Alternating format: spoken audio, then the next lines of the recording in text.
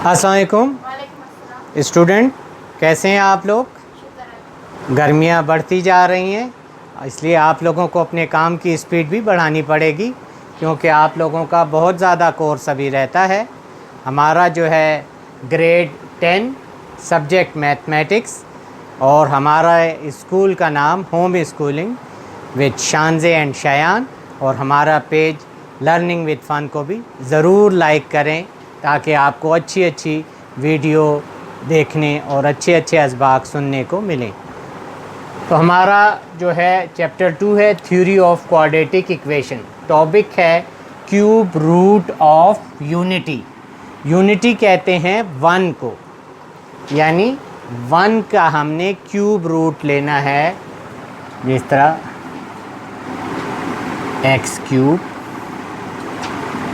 हम let suppose करते हैं कि हम इसका क्यूब रूट ऑफ यूनिटी, और फिर हम इसकी मुख्तलिफ जो है वो प्रॉपर्टीज़ करते हैं, यानी इसका हम, ये तो किसी का क्यूब हो गया।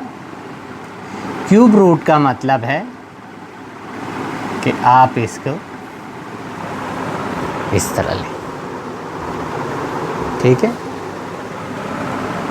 या इसको हम इस तरह भी लिख सकते हैं। 1 का जब आपने क्यूब लिया तो वो 1 ही होता है। इसको जब आप इस तरह ले आए तो हम इसको एक्स क्यूब माइनस 1 लिख सकते हैं। अब इसको क्यूबिक फार्मूले के ज़रिए से अगर आपको याद हो तो ये हो जाएगा x minus 1 x square plus x और प्लस 1। अब इसमें इसका एक रूट तो आपके पास आ गया कि x minus 1 is equal to 0, तो x इज़ इक्वल टू 1, यानी ये क्यूब है या 3 है इसकी पावर, तो इसके सॉल्यूशन सेट कितने होंगे, 3 होंगे। इस पार्ट का ये जो दूसरा पार्ट है आपका, ये क्वाड्रेटिक इक्वेशन बन गई।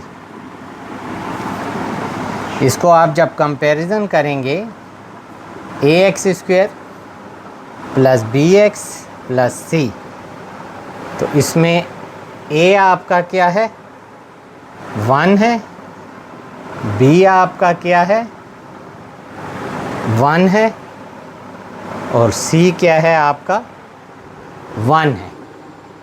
अब आपका जो क्यूबिक फार्मूला है वो क्या है इसका, यानी क्यूबिक फार्मूले का दूसरा पार्ट जो क्वाड्रेटिक फार्मूला है वो क्या है, x is equal to minus b plus minus b square minus 4ac divided by 2a।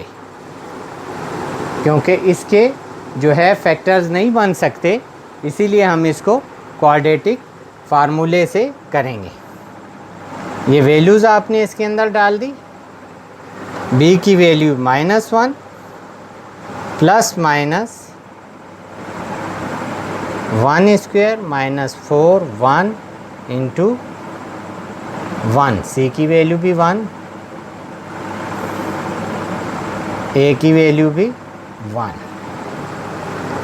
तो ये आपके पास आ गया -1 प्लस माइनस 1 स्क्वायर 1 और -3 डिवाइडेड बाय 2।